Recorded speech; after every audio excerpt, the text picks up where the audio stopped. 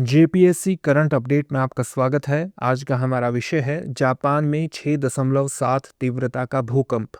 हाल ही में जापान के होक्काइडो और तोहोकू क्षेत्रों में 6.7 तीव्रता का भूकंप आया, जिसके कारण जापान मौसम विज्ञान एजेंसी ने उत्तरी जापान के प्रशांत तटवर्ती क्षेत्रों के लिए सुनामी की चेतावनी जारी की है। चलिए अब जानते हैं इसके मुख्य बिंदुओं के बारे में। भूकंप उसी क्षेत्र में कुछ दिनों पहले आए 7.5 तीव्रता के भूकंप के बाद आया था, जिसमें कम से कम 50 लोग घायल हुए थे।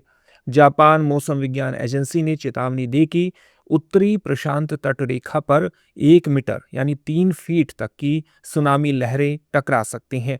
संयुक्त राज्य भूवैज्ञानिक सर्वेक्षण ने यह भी बताया कि भूकंप की तीव्रता 6.7 थी और यह जापान के होंशु द्वीप के इवाते प्रांत के कुजी शहर से 130 किलोमीटर यानी 81 मील दूर स्थित था।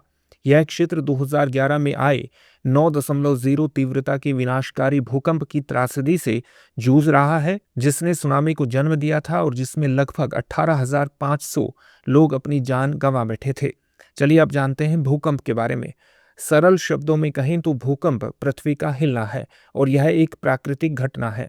यह ऊर्जा के निकलने के कारण होता है, जिससे तरंगें उत्पन्न होती हैं जो सभी दिशाओं में फैलती हैं। भूकंप से उत्पन्न होने वाले कंपन, जिन्हें भूकंपीय तरंगे कहा जाता है, पृथ्वी की सतह के नीचे वह स्थान जहां भूकंप शुरू होता है उसे हाइपोसेंटर कहा जाता है और पृथ्वी की सतह पर ठीक उसके ऊपर स्थित स्थान को एपिसेंटर कहते हैं। चलिए अब जानते हैं भूकंप के प्रकारों के बारे में। फोल्ड जोन भूकंप, यह पृथ्वी की पपड़ी में मौजूद दरारों यानी फोल्ड के साथ होने वाली हलचल के कारण होता है। चट्टानों की परतों के बीच घर्षण उन्हें तब तक जकड़ कर रखता है जब तक कि तनाव उन्हें खिसकने के लिए मजबूर नहीं करता, जिससे ऊर्जा मुक्त होती है। विवर्तनिक भूकंप, यह भूकंप का सबसे आम प्रकार है।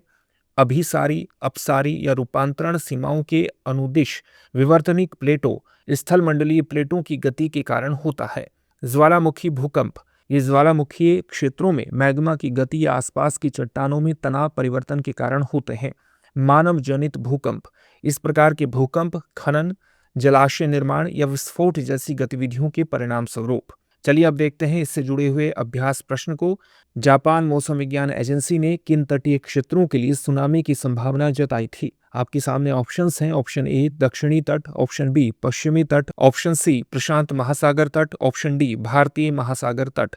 इस प्रश्न का उत्तर कमेंट बॉक्स में कमेंट करके जरूर दीजिए। धन्यवाद। अब एग्जाम की तैयारी को और बेहतर करने के लिए हमारे चैनल को लाइक, शेयर और सब्सक्राइब करना ना भूलें।